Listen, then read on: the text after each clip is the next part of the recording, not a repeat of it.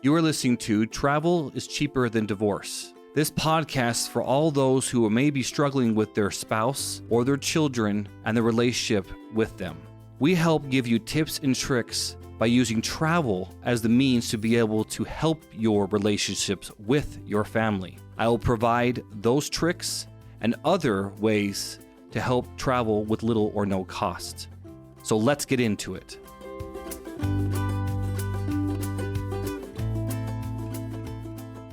One of the most beautiful things my spouse ever said to me recently was, two things.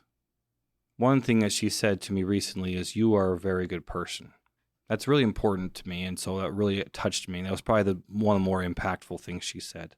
But one of the other things she said recently, or I won't say recently, within the last couple of years, and she's reiterated a couple times, is that she loves my mind. Why is that so important to me? Because my mind is what's caused a lot of the problems in our marriage. It's because I'm too far up in my head, that I cannot sometimes see emotions. The reason I bring this up is because it's not like being in your head is bad. And it's not like having emotions is bad either. It's the merger of those two things in what is called wise mind, having both. That's so important. Because of the divorce that I keep referencing, I learned to shut off my emotions. I thought they were useless, almost in the way. And they have been in certain circumstances. And that's what I want to talk about, is there are certain circumstances, and I'm going to give some examples here in my life, where emotions do get in the way of what you're trying to do. There's this one time. And this I want you to relate to, because when I'm talking about these things, these concepts, and I talk about points and miles in my other business, patience is probably the most important thing you can have. You don't want to be emotional when you book a trip. You can be excited, but the problem is when you're emotional, you make irrational decisions where you need to make rational ones. So the example here. I once booked a trip. Forgive me, I cannot remember where now.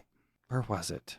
Oh, it wasn't the entire trip, thank goodness, because that would have drove me insane, because I'm kind of a tightwad and a penny pincher in a lot of ways. But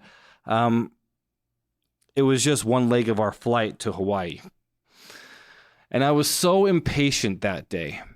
So impatient. It was just not a good day with our children. And I was so impatient. It wasn't a good day at work either. It just ultimately wasn't necessarily a good day.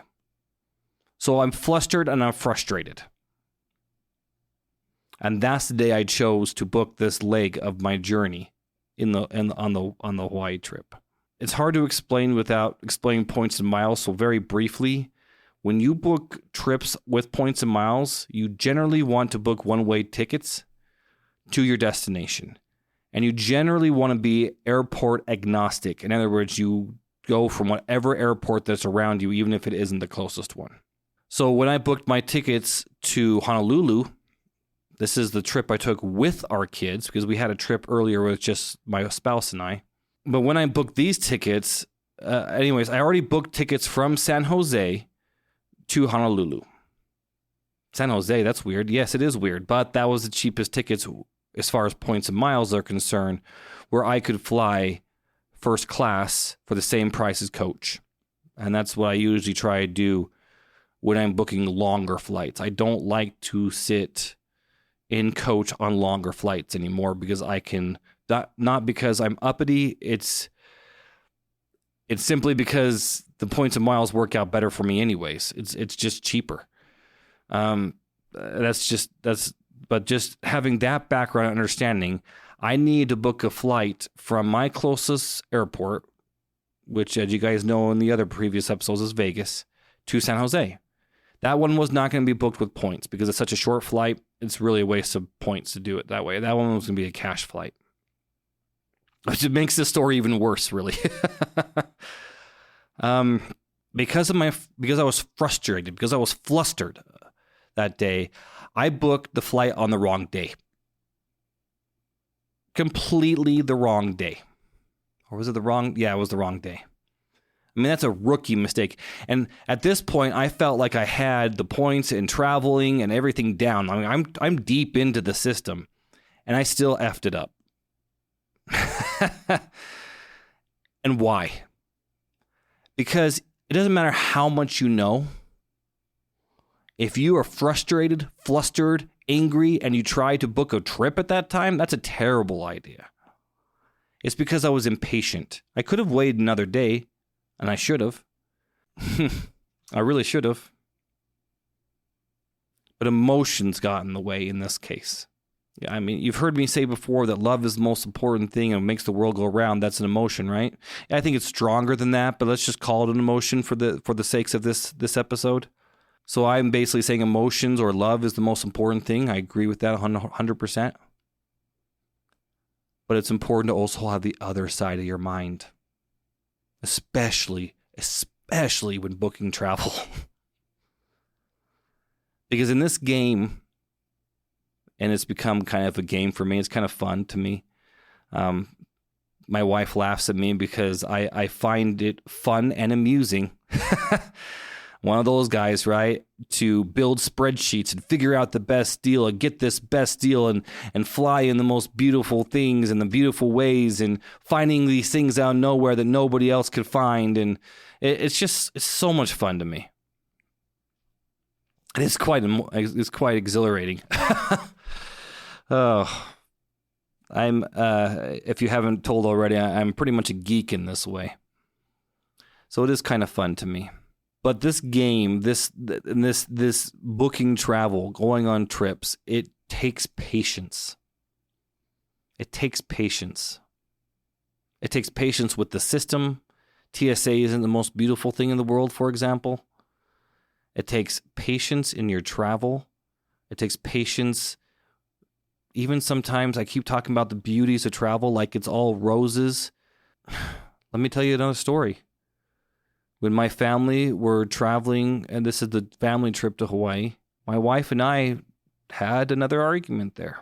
And it was not a pleasant one. Well, what one is, but it wasn't good.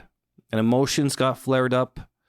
And me being the person I was got really defensive, which is not helpful at all, by the way. To tip to guys out there, defensiveness, never a good thing. Tends to change the whole mood of the conversation.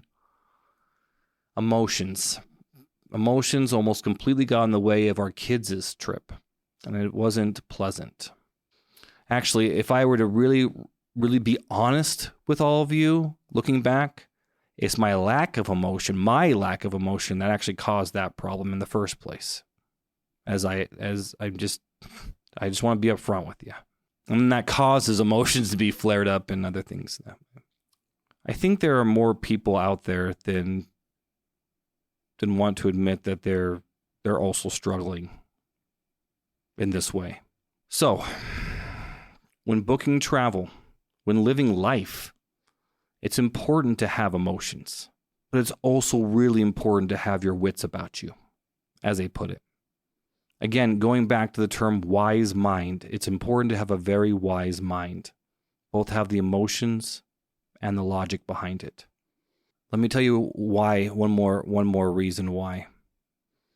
Because I've been talking about cash booking when I gave you that example, but points booking takes a lot of patience because you might have to search for days on end because certain amounts of points, I don't want to get too deep into this, but certain amount of points, you may have a ticket to, again, we're going to use Honolulu as an example from wherever, what airport, that is 30,000, or excuse me, let's say 120,000 points one day, and then literally 2 days later, it could be 40,000 points. So sometimes you have to check daily.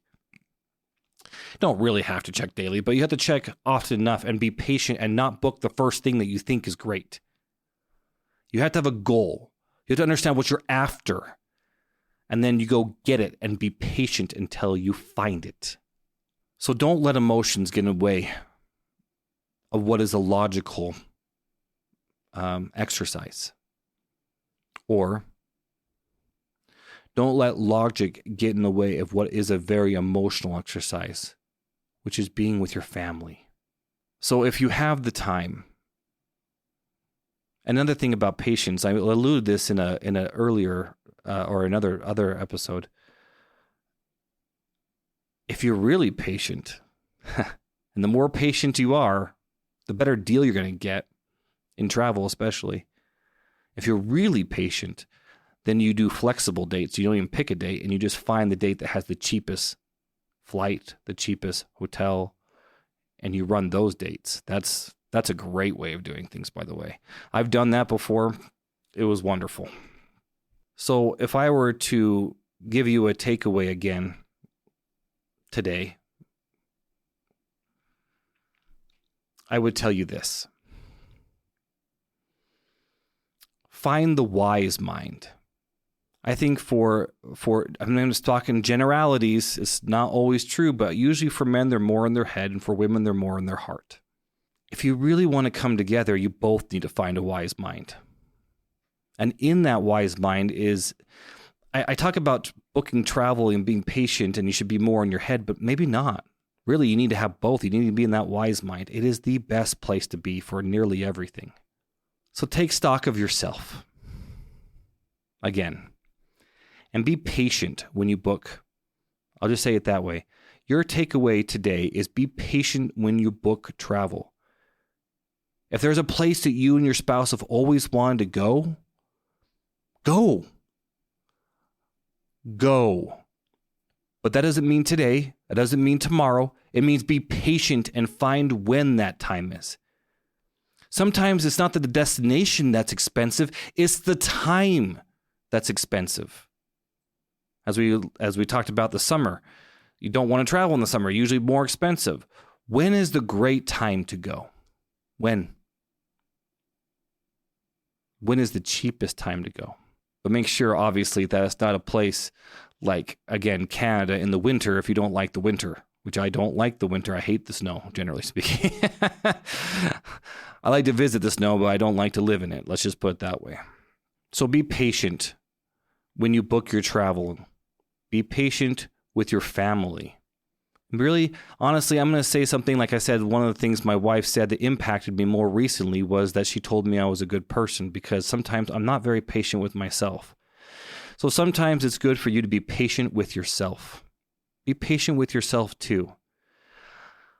Be patient, everybody, with yourself, with your spouse, and with your travel. And that will make your dollar stretch so much farther.